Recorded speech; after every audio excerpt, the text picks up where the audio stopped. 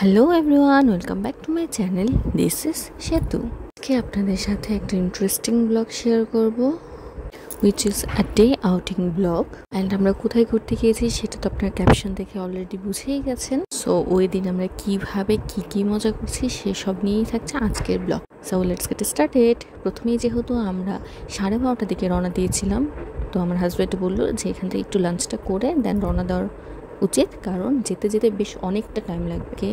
নারায়ণগঞ্জ থেকে মিরপুর একের ডিস্টেন্সটা বেশ ভালোই একটা ডিস্টেন্স, তেমন কোনো জ্যাম না পাওয়া 2.5 ঘন্টার মধ্যে চলে যেতে পারছে। টুকির বাবা লাঞ্চ করে সাথে আমাকে একটু খাইয়ে দিল, আর আমরা রাধার জন্য নিয়েছিলাম একটা বিরিয়ানির প্যাকেট, যেটা আমরা পার্সেল করে নিয়েছিলাম। আমরা সেটা সেখানে গিয়ে খাবো, এটাই ছিল আমাদের মেনলি। এখানে রাধা একটু ঢং করে একটু ডাল খাওয়ার চেষ্টা করছে, খাই নাই কিন্তু জাস্ট এমনি। আমরা এরপর চলে আসলাম বেলি টাওয়ারের এখানে, কারণ ওর বাবা সিএনজির জন্য ওয়েট করছিল। কারণ সিএনজি দিয়ে গেলে একটু তাড়াতাড়ি যাওয়া যাবে, এই জন্য সিএনজিটা মেনলি নিতে বলা। সিএনজিতে উঠে সিএনজি যখন ছাড়লো তখন আমি দেখলাম যে 1:30 বাজে। সো এই যে চলছে, সিএনজি চলছে আপন মনে, হালকা একটু জ্যাম পাচ্ছে, তারপর আবার চলছে। প্রথমে আমাদের চিন্তা ছিল যে গাড়ি দিয়ে যাওয়ার, তারপরে বলা হয়েছে যে আমি বলছি যে গাড়ি দিয়ে যাবো না, সিএনজি দিয়ে যাব একটু তাড়াতাড়ি যাওয়ার জন্য। এখানে সিএনজিতে বসে আমাদের 3 জন একটা স্ন্যাপ নিয়ে নিলাম। আর এই যে বলতে বলতে আমরা চলে আসলাম মিরপুর 10-এ। মিরপুর 10 থেকে মিরপুর 1-এ যেতেও বেশ ভালোই সময় লাগছে। ম্যাক্সিমাম মনে হয় 25 থেকে 30 মিনিটের মতো আমাদের সময় লাগছে। একটু জ্যাম পেয়েছিলাম সেখানে, যার কারণে এই টাইমটা লাগছে। আমার মেয়ে বারবার জিজ্ঞেস করছে আর কতক্ষণ লাগবে বাবা, আর কখন আমরা যেয়ে পৌঁছাবো। সোয়া ফাইনালি আমরা চলে আসলাম চিড়িয়াখানায় যাওয়ার সিদ্ধান্তটা মেনলি ছিল রাধার জন্য, ওকে জীবজন্তুদের সাথে একটু পরিচয় করানোর জন্য। আর এই যে সিএনজি মামাটাকে দেখতে পাচ্ছেন, উনি বেশ হাম্বল একজন পার্সন ছিল। আমরা যখন ওখান থেকে বের হই, সিএনজি থেকে নামি, তখন উনি আমাদেরকে বলছিল যে আপনারা যখন যাবেন তখন আমাকে একটু কল দিয়ে দেখেন, আমি যদি এখানে থাকি তাহলে আপনাদেরকে পিক করে নিয়ে যেতে পারবো। সো আমাদের একটা টেনশন একটু কমে গেল, উনি যেহেতু বলছে উনি এর আশেপাশেই থাকবে। আর বাইরে প্রচুর খেলনা, প্রচুর খাবারের স্ট্রিট ফুডের স্টল বসেছিল, প্রচণ্ড পরিমাণে ছিল।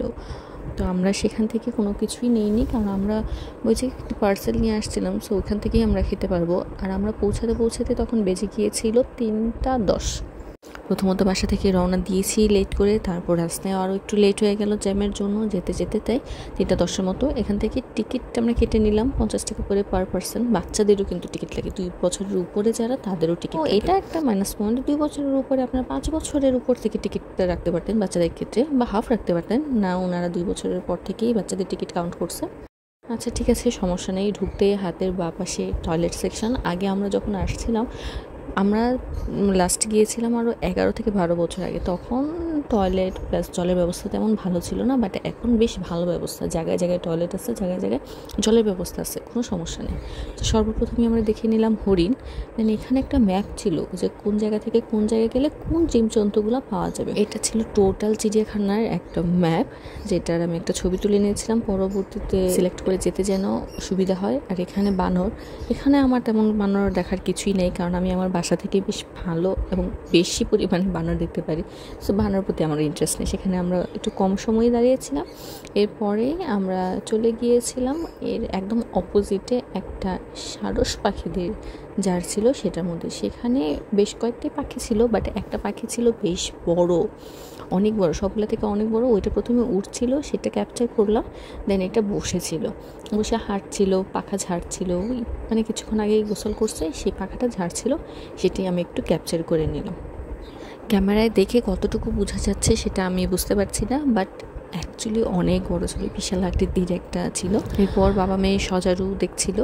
আর এখানে এই যে জায়গায় জায়গায় ইন্ডিকেটর দিয়ে বোর্ড দিয়ে স্ট্যান্ড করা, যে কোন জায়গায় গেলে বা কোন দিকে গেলে কোন কোন প্রাণীগুলি পাওয়া যায়। কি হয়, যাদের যেমন ধরেন হাতি বা বাঘ দেখার আকর্ষণটা বেশি, তারা সর্বপ্রথমে সেগুলি দেখতে চায়।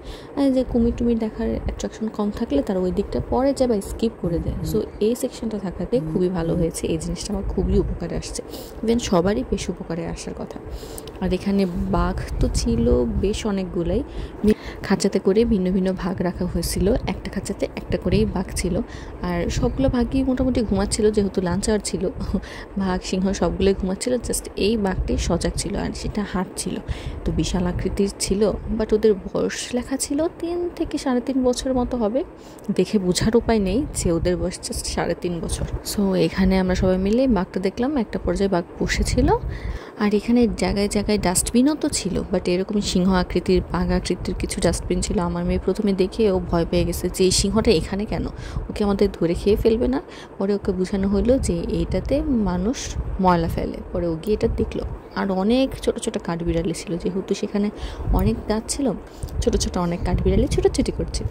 আর এই যে পান্ডা, সরি ভাল্লুক, লেজি ভাল্লুক, ও উঠছিলই না, কী যে করছিল, বাঁশ নিয়ে গাছ নিয়ে কী যে করছিল ওই বলতে পারবে। সো এখানে আমরা একটু স্ন্যাপ তুলে নিলাম আমাদের 3 জনের একসাথে। 3 জনের তেমন একটা স্ন্যাপ নেওয়াই হয় না, সব পশু পাখিদেরই ভিডিও ক্লিপস নেওয়া হয়েছে। এটা ছিল ইমো পাখি, আর এটা না কেমন একটা গট গট গট গট আওয়াজ করছিল, কেমন একটা আওয়াজ করছিল। সো এটা এখানে আর শোনাতে পারলাম না। এটা ছিল জিরাফ। জিরাফের এই দিকটা সিঁড়ির মতো ওঠার একটা ব্যবস্থা করছে, যেহেতু জিরাফগুলো বেশ লম্বা, অনেক উঁচু, তাই এইভাবে দেখার ব্যবস্থা করতে আমাদের দেখতে একটু সুবিধা হয়েছে। এখানে মোটামুটি 4-5টার মতো জিরাফ ছিল।